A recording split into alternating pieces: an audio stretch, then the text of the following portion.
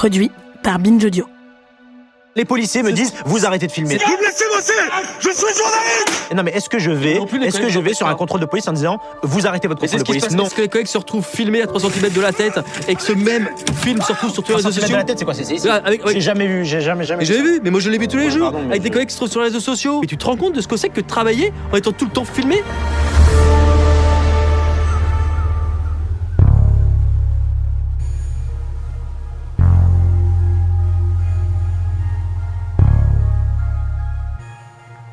Salut, c'est Thomas Rozek. Comme si on n'était pas déjà suffisamment dans la mouise, voilà que nous avons vu tout récemment remonter sur notre liste des choses qui donnent envie de se taper la tête contre nos bureaux, un sujet dont on se serait bien passé. Les attaques très violentes dont fait l'objet notre profession, la presse, de la part des pouvoirs publics. Attaques sur un point au moins très précis, notre capacité à rendre compte des réalités de ce que l'exécutif se refuse encore et toujours à appeler les violences policières, en projetant de limiter notre droit à filmer les forces de l'ordre, en réclamant que nous nous signalions benoîtement auprès des autorités pour couvrir des manifs, en voulant faire le tri entre qui est journaliste et qui ne l'est pas, bref, en déballant tout un salmigondis sécuritaire qui, s'il n'était pas aussi dangereux, prêterait à sourire tant il est anachronique. On en reparlera sans doute très prochainement, mais en attendant, on a eu envie de vous faire réécouter 2 épisodes récents, ceux qu'on avait passés en compagnie de quelqu'un dont le boulot serait rendu impossible si les plans gouvernementaux actuels allaient jusqu'au bout. Ce quelqu'un, c'est mon confrère David Dufresne, que j'avais rencontré en septembre dernier pour discuter entre autres de son excellent documentaire « Un pays qui se tient sage ». Évidemment, tout ça a été enregistré avant le reconfinement, donc il est question de salles de cinéma qui, hélas, sont fermées pour l'heure. Ça n'enlève rien, j'espère, à la qualité des échanges que je vous propose de réécouter tout de suite. Bienvenue dans Programme B.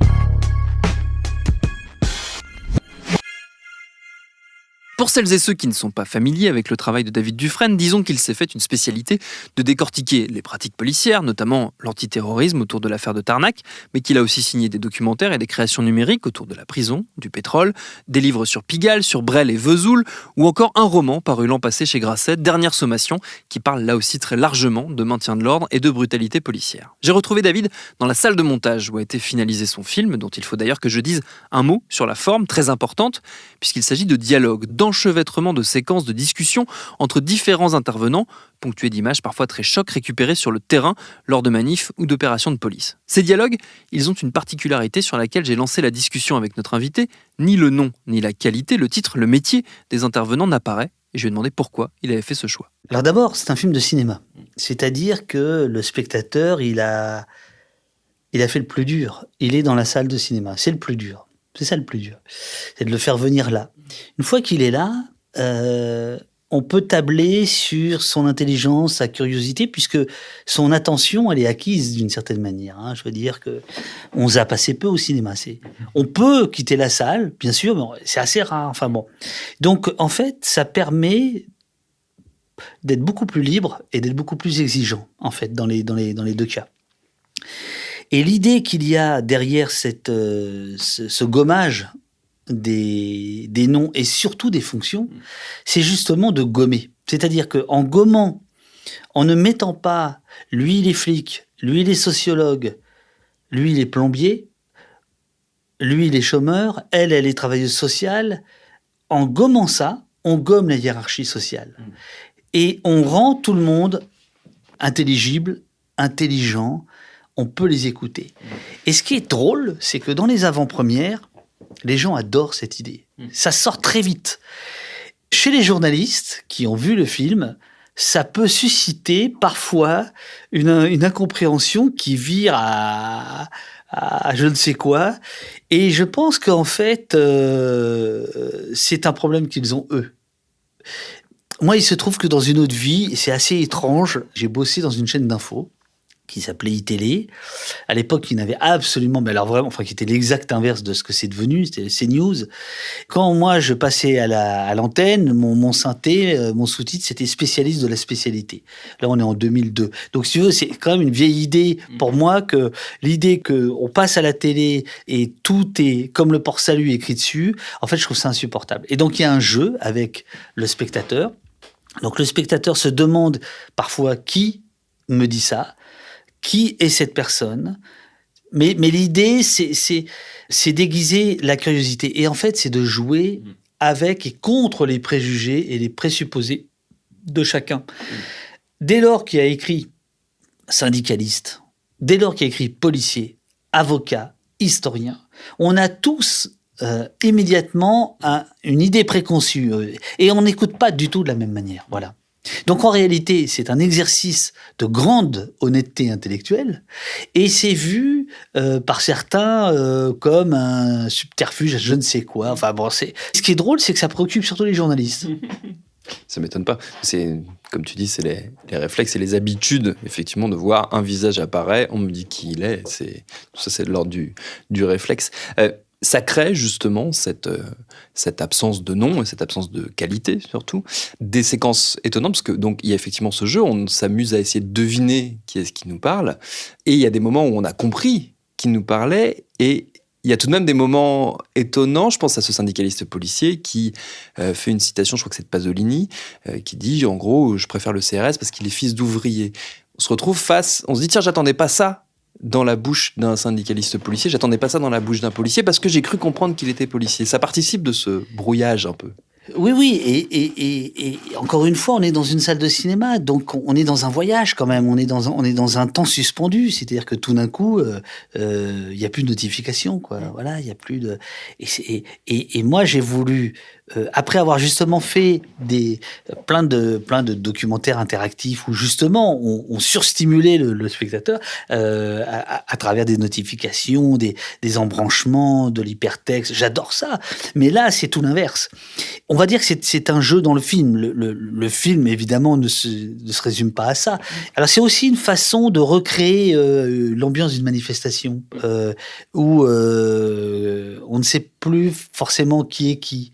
Est-ce que c'est bien un flic là qui est là, ou est-ce que c'est un énervé, quoi? Est-ce que c'est un protestataire qui est prêt à en découdre? La personne qui me parle, c'est qui? D'où vient-elle, etc. Et ce jeu-là, cette recréation dans le film, c'est voulu, c'est l'effet de surprise, et qui est décuplé avec des images qui surgissent sans prévenir, qui sont très dures parfois, d'autres moins, mais comme dans une manifestation où, parce que aujourd'hui il y a quasiment plus de sommation, le coup part et on ne sait pas à quel moment.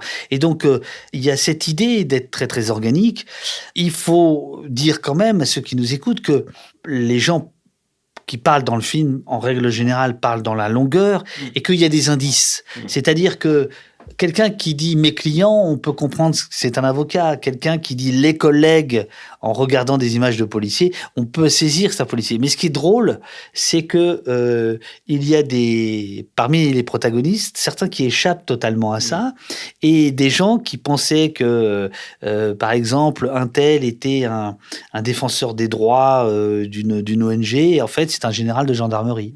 Et ça, c'est drôle, parce que ça fait aussi partie de l'effet qu'on essaye de faire sur les gens. Après, on verra ce que ça donne, que le film infuse, et que une fois que vous sortiez de la salle, vous disiez tiens, lui, c'est marrant parce que j'étais d'accord avec lui, alors qu'a priori, on n'est pas du même camp, comme dirait l'autre. Eh bien, nous ne sommes pas dans le même camp, madame. Voilà. C'est un jeu intellectuel, et c'est drôle parce que pour l'instant, le public, dans les avant-premières, salue ça. De la même manière que ça fait partie de ce que la quinzaine des réalisateurs a apprécié.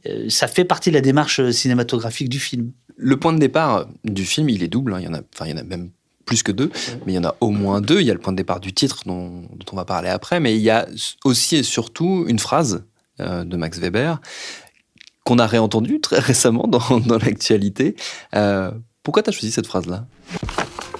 L'État détient le monopole de l'usage légitime de la violence. Max Weber.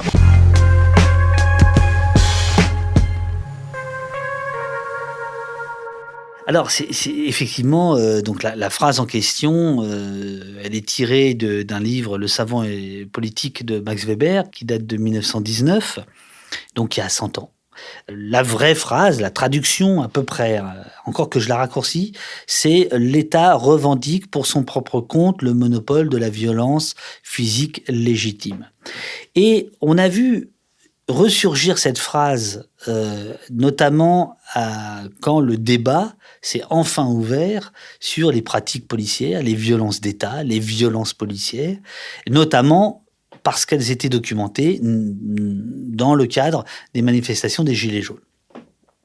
Et là, on a vu des gens commencer timidement et puis de plus en plus fermement à expliquer doctement que l'État détenait la violence légitime et qu'on n'avait pas à discuter de ça.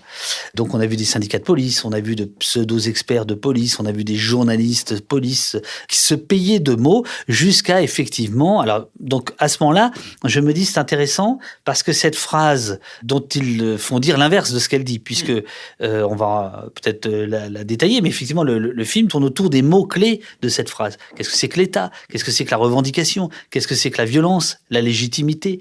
Etc., etc. Et il se trouve que quelques jours avant la sortie du film, Gérald Darmanin a la gentillesse de transformer encore et de réduire encore cette phrase. Ce que même Castaner n'avait pas osé faire, c'est dire « la police détient le monopole de la violence physique ». C'est vieux comme du Max Weber, c'est ça sa phrase à peu près. Quand j'entends le mot violence policière, personnellement, je m'étouffe. La police exerce une violence, certes, mais une violence légitime. C'est vieux comme Max Weber. Après, elle doit le faire de manière proportionnelle, elle doit le faire de manière encadrée, que quelques personnes le fassent en dehors des règles déontologiques, la sanction doit être immédiate. Mais il est normal que les policiers et les gendarmes soient armés, interviennent pas la force, pour que justement la force reste à la loi de la République et pas à la loi des bandes ou des communautés. Donc par principe, l'idée même de violence policière me paraît être totalement antinomique d'utiliser ces deux mots. Et non, c'est pas ça la phrase. La phrase, c'est l'État, c'est pas la police. Et donc, il y a une confusion en France, puisque la police est nationale, et donc que la police représente l'État. Confusion qui est entretenue par les syndicats de police, qui, à longueur de plateau télé, viennent nous expliquer qu'ils sont le rempart de la République. Et d'ailleurs, petit ainsi, si c'est vrai, c'est grave. C'est-à-dire que si la République, ça n'est plus que la police, si c'est le seul service public, alors la République a un problème avec elle-même. Et donc cette phrase, quand je démarre le tournage du film, etc., j'avoue que le producteur est assez courageux, parce que en fait, elle est rarement citée quand on démarre le film, etc. Et puis là, il y a un côté, c'est le flair, quoi, on va dire. Voilà. Je me disais, en partant de cette phrase qui fait autorité, grosso modo, elle fait autorité. La phrase originale, j'entends, hein, elle fait autorité. C'est-à-dire au sens où on peut se mettre d'accord pour ne pas être d'accord autour de cette phrase. Tu vois ce que je veux dire ? C'est ça le truc. Et donc le film va découler là-dessus, sur cette question-là, avec le point d'orgue qui est le verbe revendiquer. C'est-à-dire qu'à partir du moment où on parle de revendication, ça veut dire que c'est pas acquis, ça veut dire que y a discussion, il y a négociation, il y a choix, il y a bataille des mots, des images, etc. Et alors, ce qui est fou, c'est que pendant le tournage, l'idée, c'est qu'il n'y a pas d'interview, en fait. Ce sont des conversations. Et c'était presque la seule chose que je faisais. C'est-à-dire, je disais aux gens, tenez, lisez cette phrase, qu'est-ce que vous en pensez ? Et en fait, à partir de là, tout découlait. L'État français est violent. Leur dire leurs réformes, elles sont violentes. La réponse, elle est violente. Quand notre très cher président dit qu'il n'y a rien d'irréparable dans ce qui a été fait aux Gilets jaunes, c'est pas violent. Quand il m'a dans son viseur, je sais pas s'il pense à ma tronche qui est en train d'exploser quand il embrasse ses gosses, s'il en a, etc. Moi, je sais que je lui pardonne. Mais les mecs qui donnent les ordres, je peux pas. L'autre point de départ, je le disais, et on le retrouve dans le titre, c'est donc Un pays qui se tient sage. Ça a fait référence à une vidéo qui est devenue célèbre, malheureusement, de cette classe de lycéens qu'on a fait se tenir à genoux, les mains à la tête, filmé par un policier, pas filmé par un témoin pour le coup, qui commente en disant « Voilà une classe qui se tient sage. » Ils n'ont jamais vu ça. Dans la tête, on regarde droit devant. Quel écho, toi, tu trouvais dans ces images-là qui nous ramènent justement à une autre forme de violence ? Peut-être pas la violence physique directe, mais là, c'est la violence symbolique. Là, on a les deux. On a la violence physique dans le sens où 151 adolescents, agenouillés, entravés, 1 heure, parfois 2, parfois 3, dans un froid matin de décembre 2018 à Mantes-la-Jolie, 3 heures à genoux, c'est quelque chose quand même. Donc là, il y a quand même une force qui est justement pas proportionnée. Or, pour aller très vite, tout le schéma du maintien de l'ordre, c'est à la fois la proportionnalité dans l'usage de la force et la stricte nécessité de l'usage de cette force. Et puis, il y a la violence symbolique. Alors là, c'est ce que Bourdieu ajoutait à la phrase de Weber, c'est-à-dire qu'il disait que non seulement l'État revendiquait le monopole de la violence physique, mais il détenait finalement la violence symbolique. Et la violence symbolique, c'est cette phrase, en fait. C'est à la fois le fait que ce soit un policier qui filme, puisque là, donc, c'est un homme de pouvoir qui abuse de son pouvoir, et c'est la phrase. C'est cette phrase qui est une phrase d'une violence extrême. Et bien évidemment, moi, je m'intéresse pas qu'à la police, mais en partie à la police. Et je m'intéresse surtout aux libertés depuis toujours. Et j'ai étudié, puisque j'avais déjà fait des bouquins, des films notamment sur les émeutes de 2005, etc. Et donc, je sais très bien que les pratiques policières, pour employer ce terme-là, musclées, violentes, dégueulasses, injustes, ça existe. Et ça existe, je ne dis pas qu'il n'y a que ça, mais en tout cas, il y a une partie d'entre elles qui existe depuis 20, 30, 40 ans dans les quartiers. Il y a un continuum de la violence policière. La violence policière, elle ne surgit pas de nulle part. En reprenant cette phrase pour en faire un titre, ça permet d'envoyer ce message-là. Il y a un continuum. Et donc, c'est pas un film sur les gilets jaunes, c'est pas un film sur la banlieue, c'est un film sur la violence d'État qui peut s'abattre là, ici, ailleurs encore, etc. Et puis, il se trouve que c'est début décembre 2018, c'est au tout début de mes Allo Place Beauvau, ça doit être dans les 20 premiers signalements, etc. Et ça m'a marqué, quoi. Ce sont des images qui m'ont profondément marqué, qui prennent une autre tournure sur grand écran. Si vous voulez, je pense que ces images-là ont valeur de document. C'est un des enseignements du film aussi, outre le fait que, effectivement, être confronté à ces images, alors que ce soit celles des lycéens ou même les images de violence, de manifestations qu'on a l'habitude de voir sur nos smartphones ou sur nos ordis, sur grand écran, ça crée un peu un effet de sidération. Comme ça rappelle aussi et ça montre aussi que l'État n'a, pour le coup, pas le monopole de l'image et du témoignage qui est fait de ses actions et de ses exactions même plutôt. Ça montre la grande variété et la grande puissance de l'autodocumentation de ces manifestations, parce que c'est beaucoup d'images prises par les gens eux-mêmes. Et en fait, si vous voulez, c'est là le tournant. C'est-à-dire que aujourd'hui, des gens documentent, des gens filment, des gens prennent des photos. Non seulement ils font ça, mais surtout ils ont les moyens de les diffuser. C'est-à-dire qu'il y a la captation d'images, il y a la diffusion d'images. Et là, évidemment, on a complètement changé. C'est George Floyd, c'est une rupture. Mais ce qui est amusant, c'est que cette profusion d'images, en réalité, c'est presque la consécration technologique de l'article 12 de la Déclaration des droits de l'homme, qui dit que pour que les droits de l'homme soient institués, il faut l'instauration d'une force publique. Et là, il y a un des protagonistes du film, Fabien Jobard, sociologue de la police, qui rappelle ce que ça veut dire public. Public, ça veut aussi dire soumis à la publicité, c'est-à-dire soumis au regard.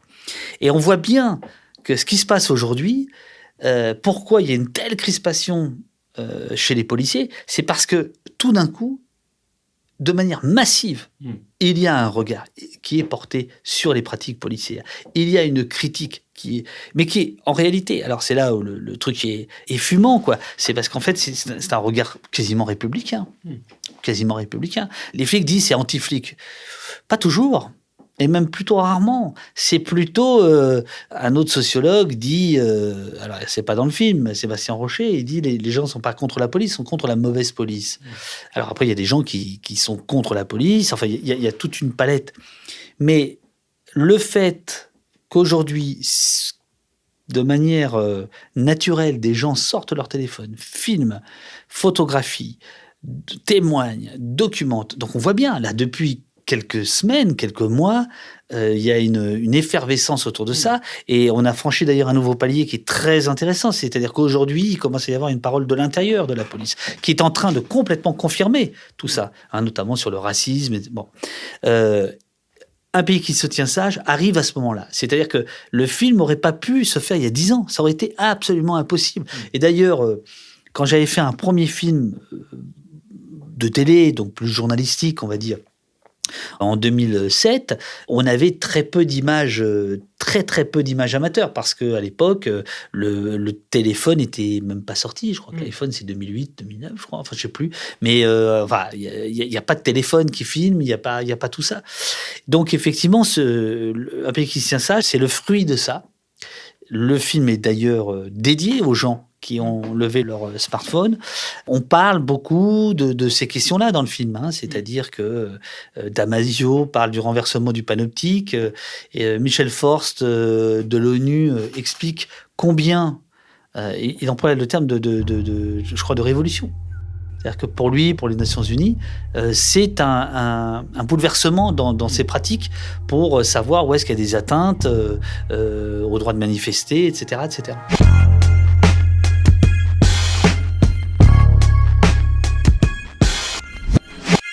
À suivre.